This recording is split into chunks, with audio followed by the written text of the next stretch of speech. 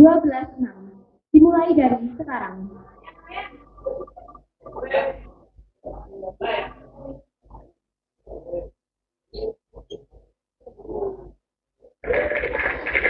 Dengan ini, posisi kelas 12.6 sebagai tim pro dan posisi kelas 12.11 sebagai tim kontra. Peserta diharap duduk di tempat yang telah disediakan.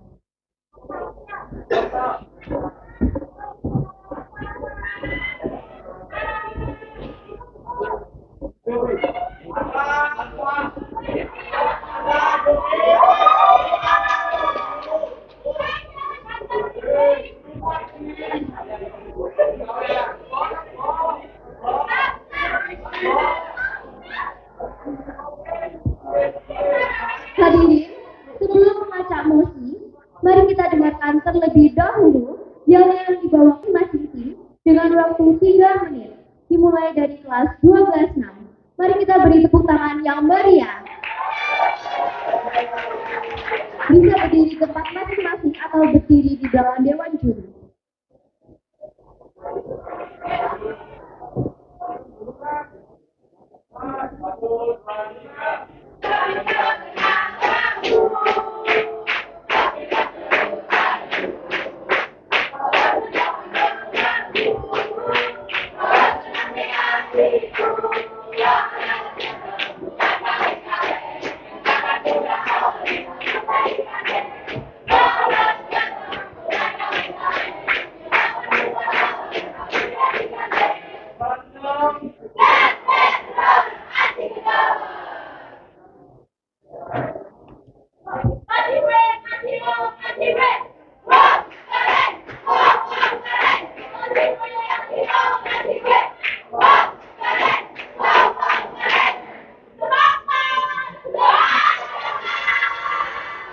Wah, mari kita kasih tepuk tangan yang meriah. Selanjutnya, yaitu yang dibawakan oleh supporter kelas 12.11 dengan waktu 3 menit. Mari kita beri tepuk tangan yang meriah.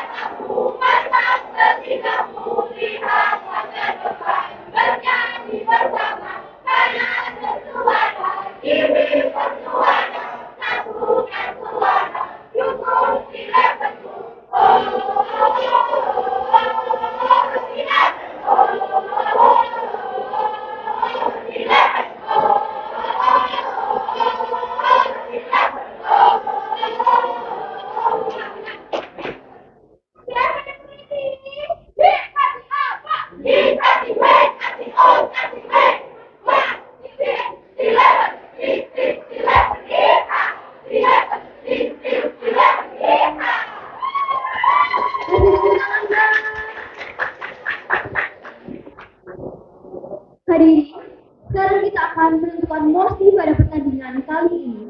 Tim mosi akan dimulai sekarang.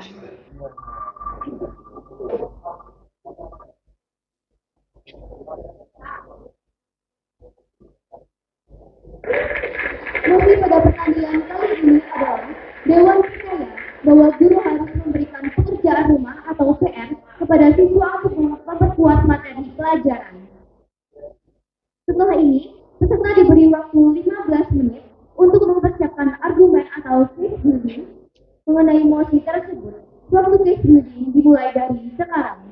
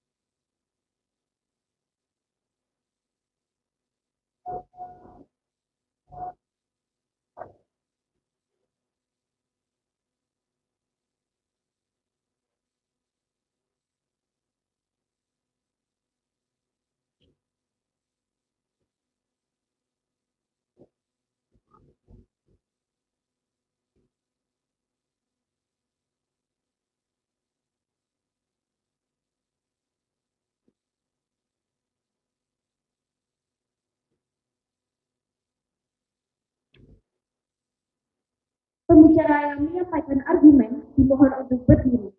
Kami persilakan pembicara satu Tipro untuk menyampaikan argumen dengan waktu 3 menit. Waktu dimulai dari pembicara satu Tipro mengucapkan kata pertama. Assalamualaikum warahmatullahi wabarakatuh. Terima kasih kepada Dewan Juri yang terhormat dan moderator yang telah memberikan saya untuk memaparkan argumentasi saya. Perkenalkan, nama saya Ryan Tifarid Tritama dari 12.6. Kali ini saya dari tim Pro untuk dengan mosi debat pada kali ini. Dewan percaya bahwa guru harus memberikan PR kepada siswa untuk memperkuat materi pelajaran. Pertama, saya akan mendefinisikan mengenai pekerjaan rumah ini. Pekerjaan PR adalah pekerjaan yang diberikan kepada guru, kepada siswanya di luar pelajaran sekolah. PR menjadi cara guru dalam menilai siswanya, yaitu kurangnya di mana sih, kayak misalnya dia kurangnya pahamnya di sini atau di sini. Jadi ketika dia mungkin kurang paham bisa tanya gurunya. Kemudian selain itu PR juga bentuk latihan dari pelajaran yang sudah disampaikan di sekolah. Jadi kan kita nggak mungkin hanya belajar teori di sekolah, kita juga perlu untuk melatihnya jadi agar tetap masuk di kepala dan tidak mudah lupa.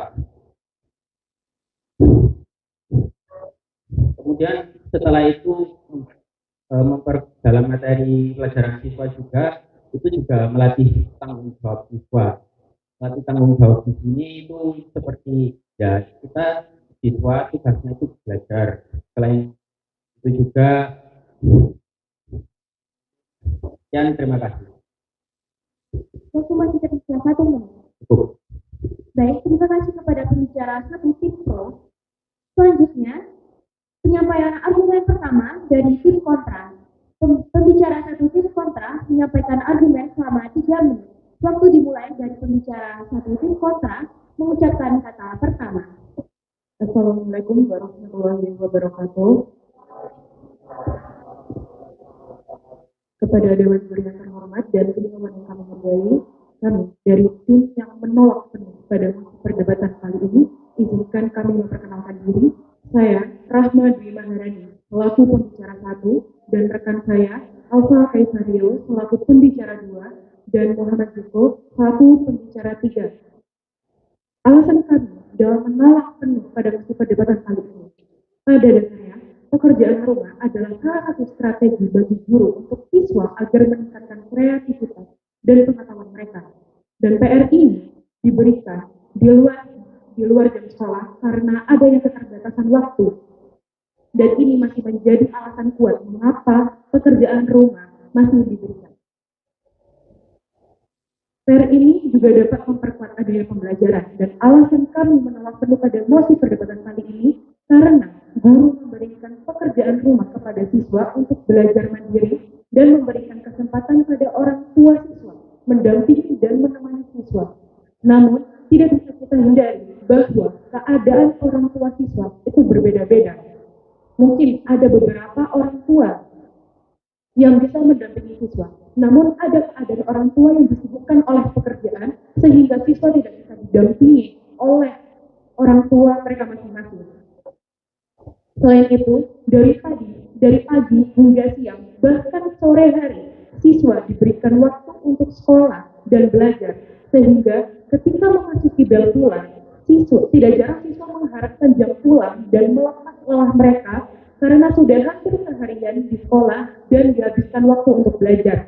Namun, tidak jarang juga pendidik masih memberikan PR kepada siswa yang secara tidak sadar membuat siswa kehilangan waktu berharganya. Waktu berharga yang dimaksud adalah waktu istirahat dan minat ataupun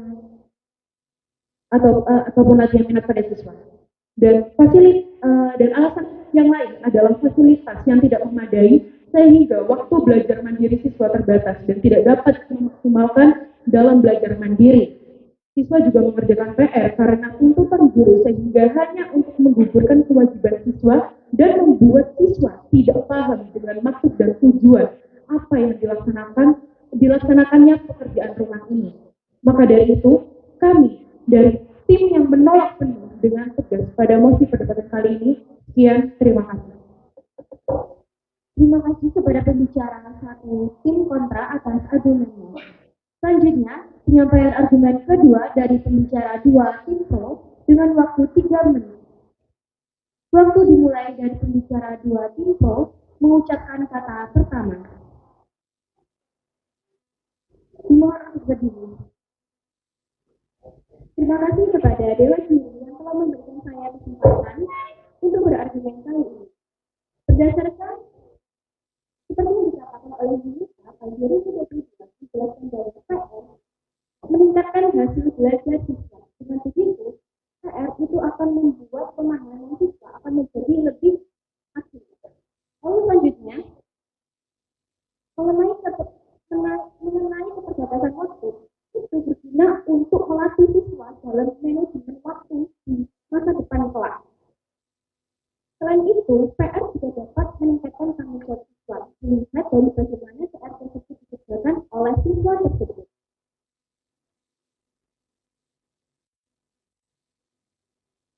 PR juga dapat membuat beban bagi siswa. Menurut saya, PR yang diberikan harus ada batasannya dan tidak boleh berlebihan. Karena seperti yang kita tahu, atau di sekolah itu ada banyak sehingga harus ada batasannya sendiri.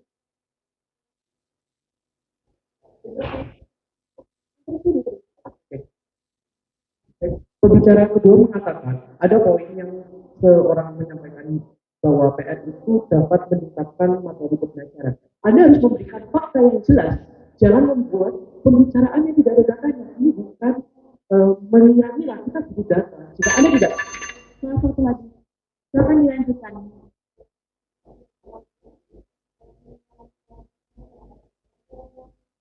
Seperti yang saya jelaskan tadi, berdasarkan penelitian oleh Yunita tahun 2022 itu menjelaskan bahwa PR itu meningkatkan hasil belajar siswa.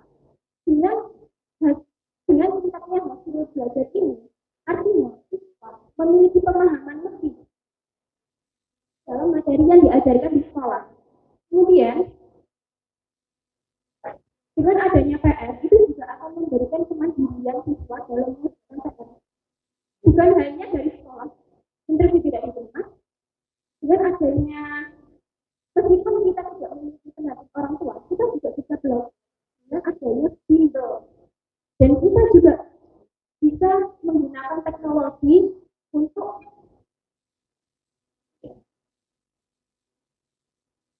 menunjang pembelajaran secara mandiri. Jika tidak ada PR, siswa akan menjadi malas untuk mengulang materi di rumah. Dan waktu masih tersisa. Baik, terima kasih untuk pembicara 2 tim pro atas argumennya. Selanjutnya, penyampaian argumen kedua dari pembicara 2 tim kontra dengan waktu 3 menit. Waktu dimulai dari pembicara 2 kontra mengucapkan kata pertama. Assalamualaikum warahmatullahi wabarakatuh. Saya sampaikan terima kasih kepada moderator atas Makanya Dewan Juri yang terhormat dan saudara berpikir saya sangat jujur di keadaan. Mari kita mendefinisikan apa itu pekerjaan rumah terlebih dahulu. Kenapa? Dan ini adalah sebab di mana kami menolak mosi pendekatan pada kali. Perlu kita ketahui pekerjaan rumah atau PR itu definisinya adalah pekerjaan rumah yang di sini dengan tujuan untuk memperkuat materi pembelajaran. Nah, tujuan utamanya ketika kita harus membuat materi pembelajaran, saya mau pertanyaan dalam mosi ini. Mengapa harus PR yang menjadi sarana untuk memperkuat materi pembelajaran? Apakah demikian terjadi tepat di Indonesia? Nyatanya tidak. Jika ini terjadi, maka kita harus melihat data. Kita perlu tahu bahwa Indonesia sekarang sedikit dalam krisis nasional pendidikan yang dimana tingkat pendidikan kita itu sangat rendah. Dan kita harus berkaca untuk meningkatkan pendidikan kita itu dari bermacam hal, mulai kita memperbaiki sumber daya dan lain-lain. Tapi ini tidak saya akan bahas. Pertanyaannya, dengan saya memiliki data bahwa Finlandia dengan pendidikan nomor 1 di dunia tidak menerapkan pekerjaan rumah. Nah, lalu saya akan memaparkan alasan mengapa PR itu sangat tidak efektif untuk meningkatkan materi pembelajaran. Satu, adanya kecanggihan teknologi. Sepertinya dengan PR ini kita kan harus dituntut untuk memahami materi. Justru yang dilakukan pada anak zaman sekarang ini sangat tidak berguna. Karena PR hanya digunakan untuk menggugurkan kewajiban saja. Dia menggunakan segala cara, menghalalkan segala cara. PR kan tadi sudah diberikan goalnya untuk memperkuat materi pembelajaran. Jika kita mengerjakan PR, mohon maaf, dengan bantuan guru bimbel, dengan bantuan AI, jadi dari mana? Apa manfaat dari PR ini? Apa esensial pemberian PR ini? Lalu pemberian PR itu kadang selalu terjadi di Indonesia adalah pemberian beban yang tidak tepat. Karena setiap siswa itu memiliki kemampuan yang berbeda-beda. Kita tidak bisa bandingkan saya dengan Anda memiliki kemampuan yang sama. Maka terkadang guru itu memberikan satu basis PR. Sering terjadi di Indonesia, guru itu tidak punya banyak basis PR. Hanya satu mengerjakan ini dan ini. Belum itu saya paham. Lalu apa esensial dari memperkuat materi pembelajaran? Justru ini membuat siswa tertekan dan tidak paham. Apalagi mereka akhirnya hanya aku kerjakan PR ini hanya untuk sebatas menggugur kewajiban. Dan ini irasional sekali jika terjadi di Indonesia yang punya goal ingin pendidikannya sama seperti Finlandia. Lalu ada namanya kondisi rumah yang tidak menentu. Perlu kita sadari PR ini kan mohon maaf biasanya dikerjakan di rumah. Ini adalah salah. Tapi kita tidak bisa menyamakan satu kondisi rumah anak dengan yang lain. Bisa jadi kondisi yang tidak kondusif membuat dia tidak mampu mengerjakan PR dengan baik. Dan keterbatasan energi dan waktu siswa dituntut harusnya pada saat di rumah. Waktu habis. Terima kasih. Terima kasih kepada pembicara dua tim kontra atas argumennya. Selanjutnya, penyampaian argumen ketiga dari pembicara 3 tim pro dengan waktu 3 menit. Waktu dimulai dari pembicara 3 tim pro mengucapkan kata pertama. Terima kasih kepada Dewan Juri dan moderator yang telah memberikan saya kesempatan. Saya Muhammad Fauzan dari kelas 12 PR memang harus diberikan untuk memperdalam materi pelajaran. Siswa yang mengerjakan PR akan kembali mengulang materi di sekolah. Pastinya hal itu akan semakin memperdalam materi yang telah diberikan. Kemudian terbesar, jika tidak diberi PR akan membuat siswa lupa materi yang diajarkan.